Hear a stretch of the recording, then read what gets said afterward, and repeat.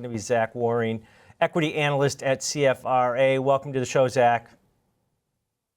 Thanks for having me. All right, so we're talking Nike earnings. I think investors, on this lowball report, we're expecting a little bit more clarity moving forward with the new CEO set to take the helm here. But, they gave us the exact opposite, didn't they?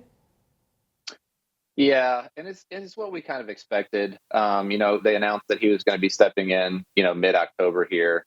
The investor day move, it wasn't very surprising to us. We figured he would need a little bit more time. He's obviously going to have a lot of say in the new strategy moving forward. This is what they guided for. This was the quarter that they had really, gave us in, Q4. They said, revenue's down 10%, gross margins up a little bit. And so this is kind of what they told us in Q4. Yeah, when you look at this pulling fiscal year 25 guidance moving forward, it doesn't set a reassuring path for investors at this point. When you guys look at this stock, are there opportunities here? Because, everybody's figuring this new CEO, Elliott Hill, is going to transform things back to the way that they were, where they're more innovative, fighting off competitive pressures. Do you see that taking place? We do.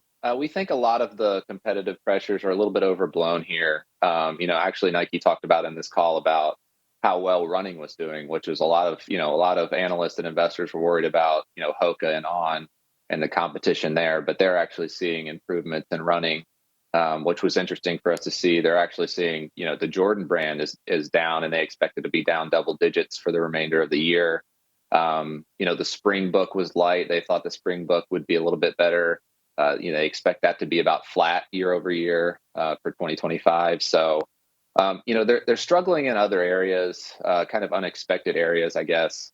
And running's doing fine, which is what everyone else is worried about, with the competition from Hoka and ONON. Moving forward, Zach, on that innovation cycle that they've kind of missed out on, as Hoka and ONON holdings have kind of, taken a lot of maybe that innovative part of it. Maybe they're advertising a little bit better at this point. But was the Olympics a little bit of a reprieve for them on that front, where maybe that gets washed away? Or is this a new opportunity for this new CEO to take a hold of that, hey, let's get back to the basic bones of what we did to make us the top brand in the athletic apparel segment? Yeah, the Olympics, I think they spent a lot on marketing. They hinted at that in the release. You didn't see it though in the numbers for the quarter. Obviously, the Q1 is mostly the summer, so they should have seen a little bit from that, but not really seeing it there.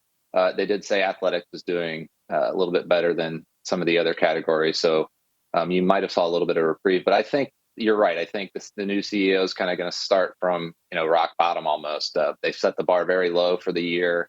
Like you said, they withdrew guidance. They think gross margins are going to be down now after guiding for gross margins to be up. And so, I think this is kind of a new, just clean slate for the new CEO to come in here, figure out his long-term strategy.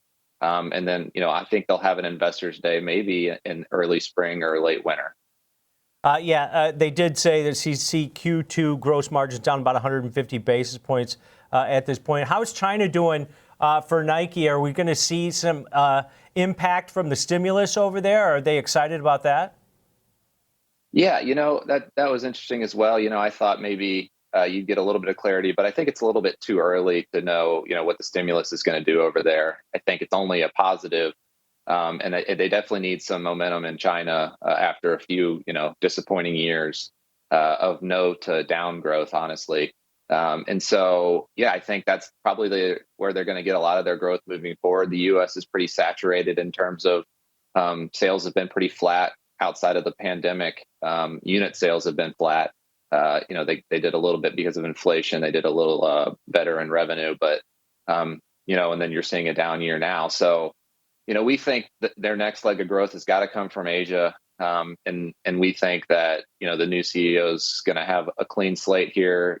They're coming off of a pretty bad few quarters. And so I think the only move is up from here. We do think that overall, financials, they don't have a lot of room to grow globally for the company. They're such a big company here. Their exposure is all across the globe. And we just don't see a lot of growth out of the US or Europe. So Asia is kind of the last place for a little bit of growth. Yeah, and if you take a look at the valuation here, as the stock's pulled back, we open up right here, it's down about 25% this year. Do you think this is a fair valuation for the stock? I know you got a hold rating on the shares. Yeah, so we went to buy a couple of months ago when it was trading down at 72. We thought there was some value there. We think with expectations super low, we thought there was room for some pop in shares. And now, after that kind of initial pop from the new CEO announcement, we think shares are fairly valued here in the mid. They're trading around 25 times forward earnings, which we think is probably right for a company. During the pandemic, they traded well above 30 times forward earnings, but that was because they had significant growth. There was multiple tailwinds. And now we just don't know where the growth is going to come from. We still think they're a great company with a global brand. They've got a great balance sheet. They return a lot of capital to shareholders. So we still think it's a great company. We think they're the leader in running shoes and athletics. But we just think valuation's probably fair here, and we think that's probably a good multiple to put on Nike. Yeah, see if they can right the ship with the new CEO. Some clarity needed at this point. All right, great discussion, Zach. Appreciate it. Thanks for having me. All right, that's Zach Waring, equity analyst at CFRA, breaking down Nike post-earnings.